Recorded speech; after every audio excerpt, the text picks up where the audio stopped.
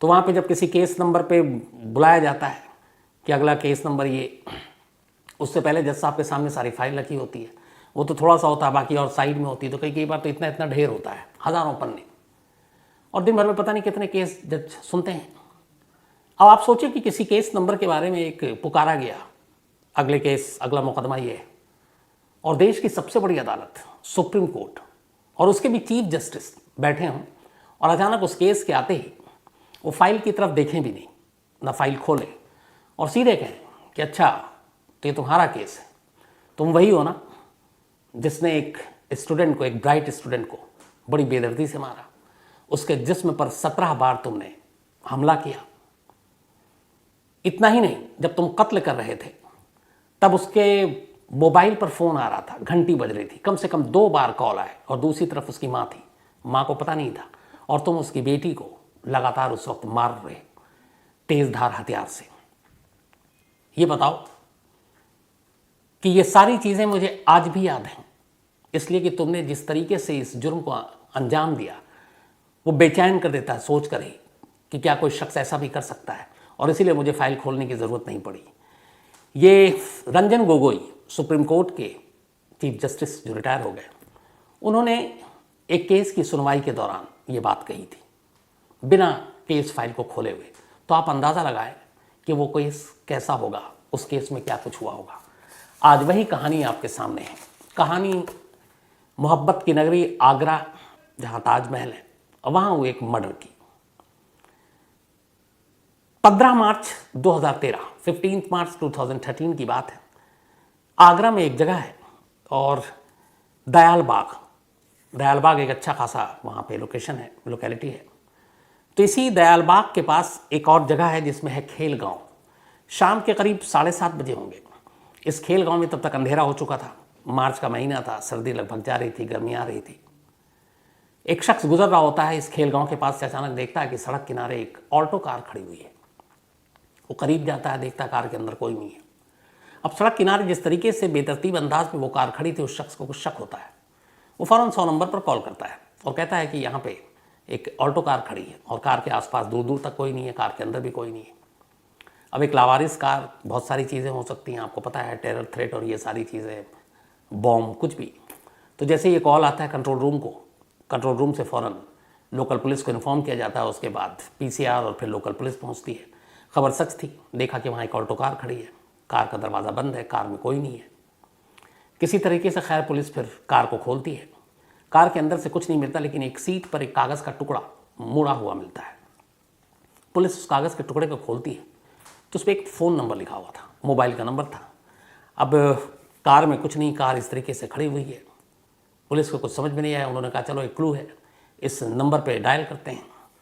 तो उस नंबर पे पुलिस ने फ़ोन मिलाया, पुलिस के एक बंदे ने, और जब फ़ोन मिलाया तो वो जो नंबर था वो एक फ़ोन उठाने वाले ने बताया कि उनका नाम ऋषिपाल शर्मा है और ये उनका नंबर है। तो पुलिस ने पूछा कि एक गाड़ी खड़ी हुई है और उस गाड़ी में ये आपका नंबर मिला है। तो उन्होंने बताया कि क्या नंबर है और कौन सी गाड़ी। उन्होंने कहा ऑल्टो है और ये नंबर है। उन्होंने कहा ये तो मेरी अपनी गाड़ी है। तो उन्होंने कहा ये गाड़ी यहाँ लावारिस क्यों खड़ी है। तो उन्होंने कहा ये गाड़ी मेरी बेटी सुबह लेकर निकली थी, उसको कॉलेज जाना था और वो कॉलेज गई थी, और मैं अपनी बेटी को लगातार फ़ोन कर रहा हूँ, उसकी माँ फ़ोन कर रही है, 50 फ़ोन कर चुके हैं, वो फ़ोन नहीं उठा रही है, फ़ोन स्विच ऑफ है। अब बेटी जिस कार में है वो कार लावारिस खड़ी हुई है, बेटी का कोई अता पता नहीं, माँ बाप परेशान, भागे भागे वो पुलिस के पास पहुँचते हैं। अब पुलिस को भी यह है कि एक गाड़ी मिली लावारिस और उस गाड़ी में माँ बाप के हिसाब से एक बेटी होनी चाहिए थी और वो है नहीं, तो फिर क्या मामला है। माँ बाप खैर आते हैं, उसके बाद पुलिस उनका बयान दर्ज करती है। तो ऋषिपाल बताते हैं कि उनकी एक बेटी है जिसका नाम है नेहा शर्मा, पढ़ने लिखने में बहुत होशियार।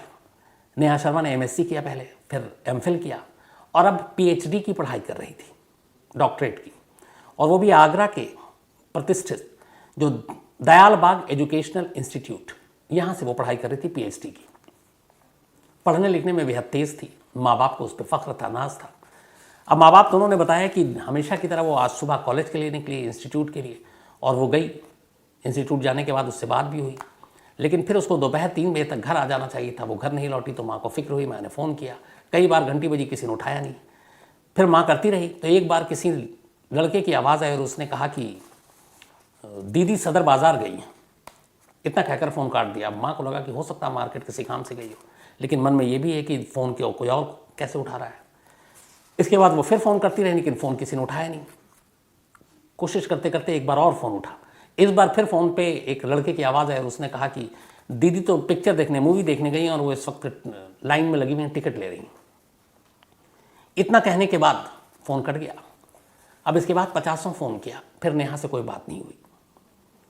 अब उन्होंने ये बयान दिया, गाड़ी लावारिस मिली है, नेहा का सुराग नहीं है। अब मामला हाई प्रोफाइल, पुलिस ने फ़ौरन अपनी टीमें लगाई। आसपास जहाँ जहाँ वो थिएटर, सदर बाज़ार, सब जगह ढूंढा गया, कहीं नेहा का कोई सुराग नहीं मिला। अगला दिन आ गया, 15 मार्च के बाद 16 मार्च की तारीख आ गई। 16 मार्च को भी कोई सुराग नहीं मिलता है। अब पुलिस कॉलेज पहुंचती है, नेहा के तमाम दोस्तों से, तमाम क्लासमेट से, इन लोगों से पूछताछ करना शुरू करती है, लेकिन कोई सुराग नहीं मिलता। इसी दौरान पुलिस को पता चलता है, इस तफ्तीश के दौरान, कि आखिरी बार नेहा को इसी दयाल बाग एजुकेशनल इंस्टीट्यूट के एक लैब के पास देखा गया था, और ये बायोटेक्नोलॉजी लैब था, और इस लैब के पास उसे देखा किसी विटनेस ने बताया, कोई स्टूडेंट था। तो पुलिस को लगा कि इस लैब के पास इसका मिलना आखिरी सुराग था, तो अब क्या करें। पुलिस ने इधर उधर ढूंढा। उसके बाद अब लैब के अंदर तलाशी जाकर लेने का फैसला किया। लैब का दरवाज़ा खुलवाया गया। दरवाज़ा खुला, जैसी पुलिस अंदर दाखिल हुई, पुलिस सन्न रह गई।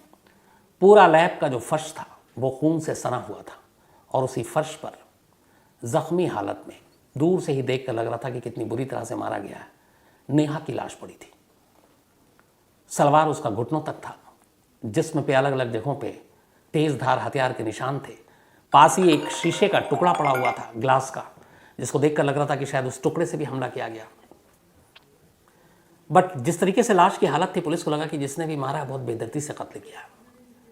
अब खैर, इस दौरान में माँ बाप को खबर की गई। माँ बाप को जब ये पता चला, जो गम का पहाड़ टूटा, वो माँ बाप, आप समझ सकते हैं कि क्या होगा। खैर, पुलिस को अपना काम करना था। पुलिस ने लाश उठाई, उसके बाद अस्पताल भेजा पोस्टमार्टम के लिए। अब ये मामला जो है एक कत्ल का हो चुका था। सुबह होते होते सारे इंस्टीट्यूट में, कॉलेज में, आगरा में ये बात फैल गई, एक PhD स्टूडेंट्स का इतनी बेरहमी से कत्ल। स्टूडेंट्स भी गुस्से में आ गए। उन्होंने विरोध प्रदर्शन करने के लिए बाहर सड़कों पे आ गए, ट्रैफिक जाम करने लगे, धरना प्रदर्शन शुरू कर दिया। अखबारों में, मीडिया में ये खबरें आ गई, और इस खबर को लेके पूरी हर तरफ लोगों का गुस्सा, आक्रोश पुलिस के ऊपर, अब आगरा पुलिस के ऊपर, और दबाव कि इस केस को जल्द से जल्द सुलझाओ। आगरा पुलिस लगी रही, जितने भी लोगों से पूछताछ हो सकती थी पूछताछ करती रही। करीब 250 लोगों से पूछताछ पुलिस कर चुकी, लेकिन कोई सुराग नहीं मिल रहा है। इधर दिन बीतता जा रहा है, पुलिस के ऊपर दबाव बढ़ता जा रहा है। इसी पूछताछ के दौरान एक दिन इसी इंस्टीट्यूट के एक प्रोफेसर ने एक पुलिस वाले से कहा कि एक लड़का है जिसका नाम है उदय, आप एक बार उससे पूछताछ करो और शायद कोई सुराग मिले। अब पुलिस ने जो है वो उदय से पूछताछ करनी शुरू की। अब वो लड़का भी बहुत हाई प्रोफाइल, उसके रिश्तेदार नाना शायद IAS अफसर थे, लेकिन कुछ खास कामयाबी नहीं मिली। उसने कहा कि हाँ, मैं कई बार मिला था, देखता था, लेकिन, और पुलिस को भी लगा कि उसको कोई ऐसी जानकारी नहीं है। इसी दौरान एक और चीज़ हुई। पुलिस को पता चला कि जिस लैब से ये लाश मिली है, उस लैब के आसपास कुछ कंस्ट्रक्शन का काम चल रहा था, और उस कंस्ट्रक्शन का काम का एक ठेकेदार था जिसका नाम है विशाल। तो पुलिस इस उम्मीद पर कि शायद विशाल ने 15 मार्च की शाम को कुछ देखा हो, क्योंकि वो साइट पे था, तो एक इम्पॉर्टेंट गवाह हो सकता है। तो विशाल को ढूंढते ढूंढते उसके घर पहुंची। जब घर पहुंची तो अजीब चीज़ देखने को मिली। पुलिस ने देखा कि घर के बाहर विशाल की साइकिल खड़ी है, और उस पर लाल लाल कुछ धब्बे लगे हुए, ऐसा लगा खून का निशान है। फिर पुलिस ने देखा कि विशाल के जो कपड़े हैं वो बाहर धुले हुए हैं, उस पर भी कुछ लाल लाल रंग के निशान हैं। और तो और देखा कि विशाल के जो जूते हैं वो भी टंगे हुए, उसको शायद धोकर टांगा गया था, और उस पर भी कुछ लाल मार्क्स हैं, निशान हैं। अब लाल रंग ये इशारा कर रहे थे कि कहीं ना कहीं मामला गड़बड़ है, शायद ये खून के धब्बे हों, खून के निशान हों।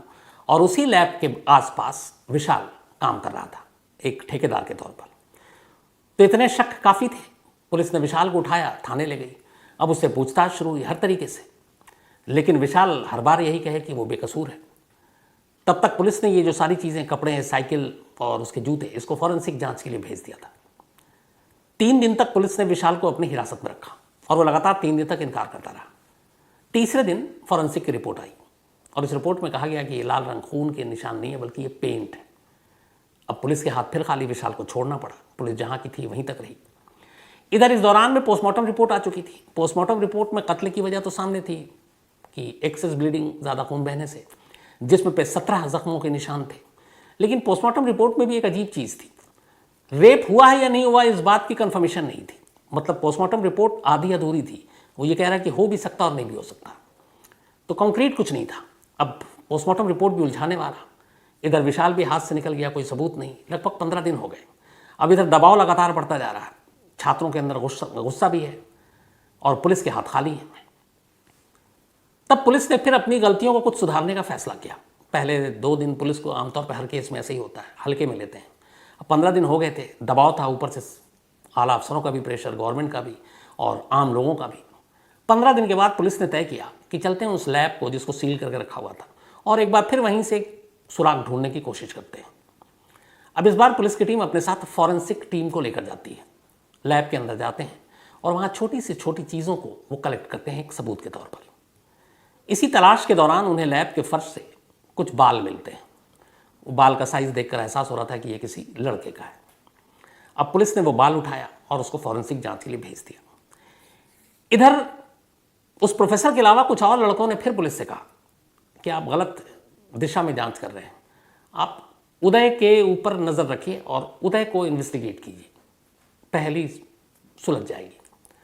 अब पुलिस ने फिर इस बार उदय के घर जाकर जांच, उससे इंट्रोगेट करने का फैसला किया। घर भी पहुंची पुलिस। अब वो पावरफुल लोग, आईएएस की फैमिली, उन्होंने उल्टे पुलिस के ऊपर, पुलिस के खिलाफ केस कर दिया कि ये हमें हरास कर रहे हैं। अब पुलिस भी डर रही है कि भैया बड़े लोग हैं, पता नहीं कहीं कोर्ट वोट ना पहुंच जाए, हमारी बद पिट जाए, इधर केस सुलझ नहीं रहा है।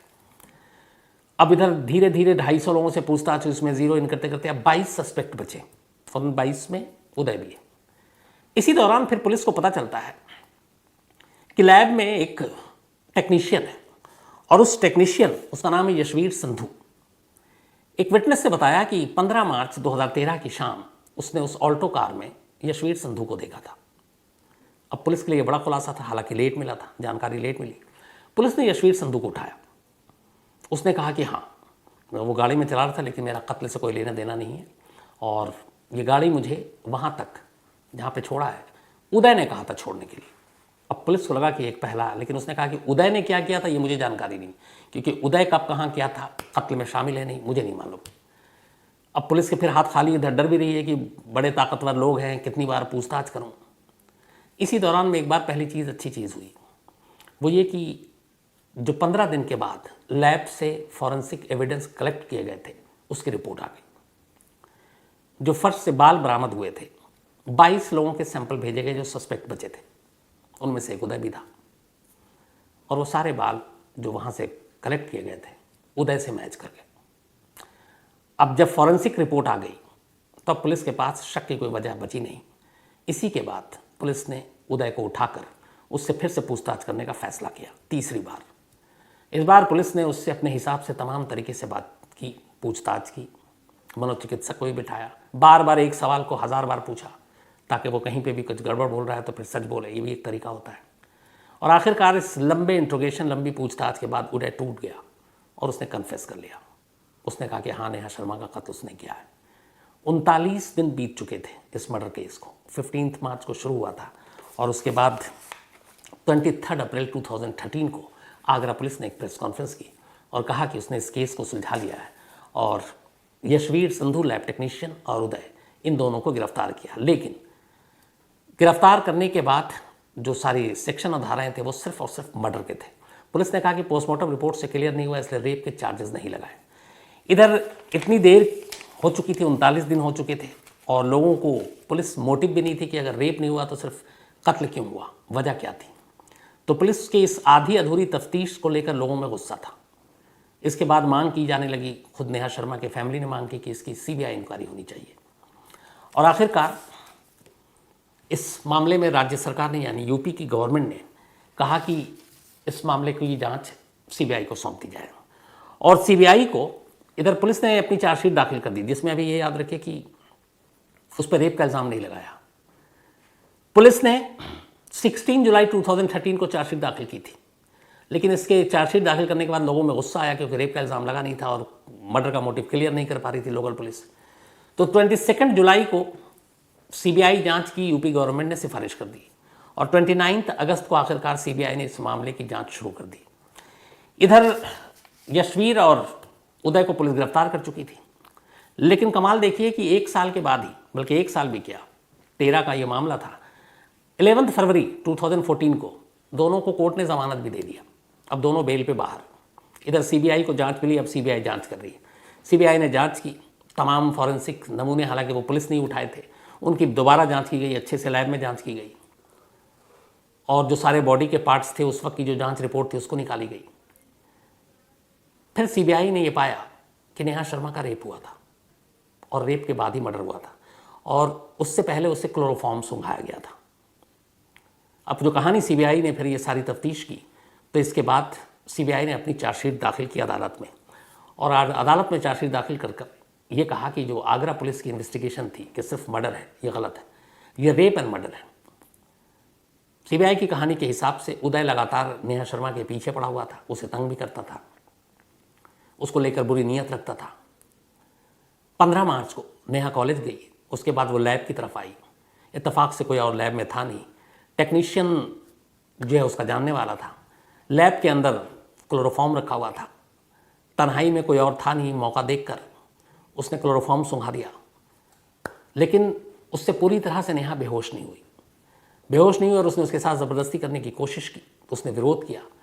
इस पे फिर उसने उसके ऊपर हमला किया, बराबर में एक शीशा था वो उठाकर उसने मारा और फिर इसके बाद उसे लगा कि वो पकड़ा जाएगा, राज खुल जाएगा, अगर ये बच गई तो फिर बेतहाशा उसने मारा। 17 वार किए और जब वो नेहा के साथ ज़बरदस्ती करने की कोशिश कर रहा था और उसे मार रहा था, उस वक्त नेहा का मोबाइल उसके पास था और लगातार घंटी बज रही थी और वो फ़ोन जो 2 बार जब उसने उठाया तो लगभग वो नेहा के ऊपर हमला करके उसे मार चुका था और उसी ने फ़ोन उठाया और उसकी माँ से कहा पहली बार कि दीदी सदर बाज़ार गई है, दूसरी बार कहा कि वो मूवी देखने जा रही है और टिकट लेने के लिए लाइन में लगी हुई है, जिसको जस्टिस गोगोई ने सुप्रीम कोर्ट में तब कहा था जब ये बेल के लिए आया था, वो अभी बताता हूँ आपको।